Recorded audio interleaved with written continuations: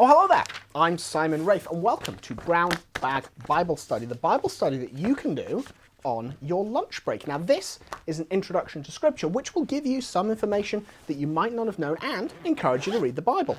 But most importantly, it's presented in little bite-sized pieces, which are perfect to fit in with our busy lifestyles. Now, every week I will be concentrating on a small part of Scripture, either one of the 73 books of the Bible or a group of related books. And I'll be bringing you interesting facts and information to help you understand it. I'll also be including links to further reading, articles, books, and so on, which will help you learn to love sacred scripture even more. This week, the first of the books of the Deuteronomic history, the book of Joshua. Now, this is a most interesting book, dealing with a pivotal period in Jewish history and making its theological point repeatedly and clearly. The book begins where Deuteronomy left off, with the death of Moses and the naming of Joshua as his successor, and it ends with the death of Joshua. This, of course, shows very clearly why the book is called Joshua. It's all about him. Now, this is a common practice for Old Testament historical books. They are named after a principal character in their narrative, while New Testament books and prophetic books of the Old Testament are generally speaking named after their author. Now, there are a number of very interesting things to note about Joshua, and when we read these books, bear these in mind. Firstly, the author makes a very deliberate choice to present Joshua as the new Moses, with events in his life paralleling those of Moses. Now, the additional reading has more information about this, but consider how the crossing of the Jordan parallels the crossing of the Red Sea. The celebration of the Passover is close to these events. Joshua intercedes for the people before an angry God, and Joshua giving a farewell address to the Israelites just before his death, just as Moses did. The central spiritual theme of the book is fidelity to God. The Israelites are shown as being successful and victorious when they are faithful to God, but when they abandon him, so he abandons them. In a particular example, the Israelites are defeated by an inferior, weak enemy, and it is revealed by God the defeat is down to some of the Israelites having stolen spoils from the sack of Jericho, which should have gone to the temple. This theme of faithfulness to God is a consistent message throughout the Deuteronomic history. Now, another very interesting element of the book of Joshua is the large number of etiological narratives, or stories explaining how things came to be. There are more of this kind of story in Joshua than any other book of the Bible, and they explain known geographical features and customs, often by explaining how such a thing happened and concluding with, "and it is like this to this day." Some of the etiological narratives explain how non-Israelite people, who nevertheless worship the true God, were part of the community. Now, this was very important to the Israelites because of the various commands from God to destroy all non-Israelites living in the land. The violence and the constant instructions by God for war and destruction also deserve a mention.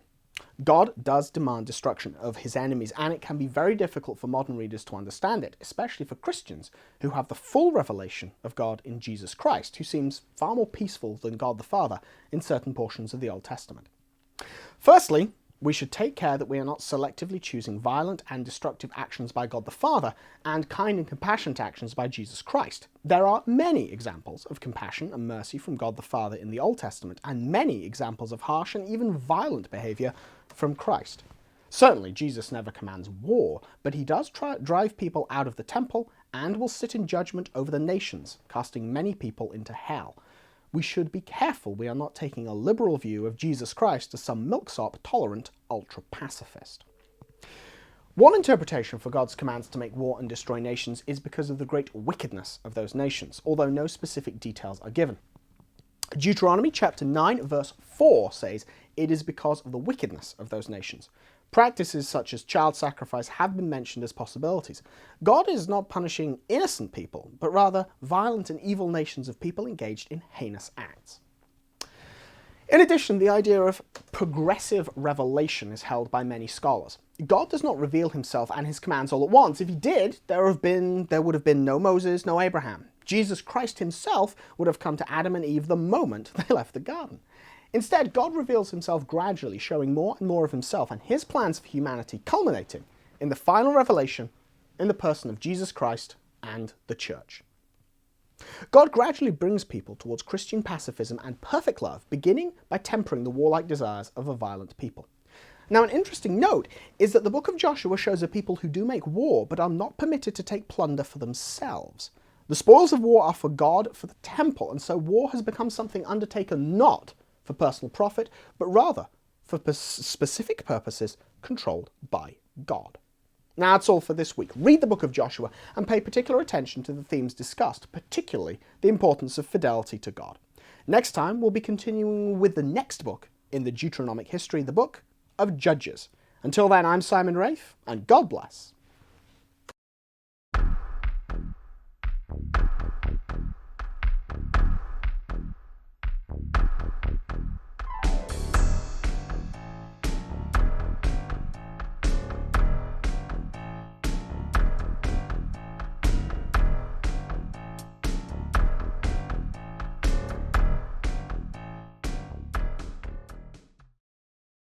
To learn more about the place of Scripture in the lives of Catholic Christians, I urge you to read Pope Benedict's apostolic exhortation Verbum Domini.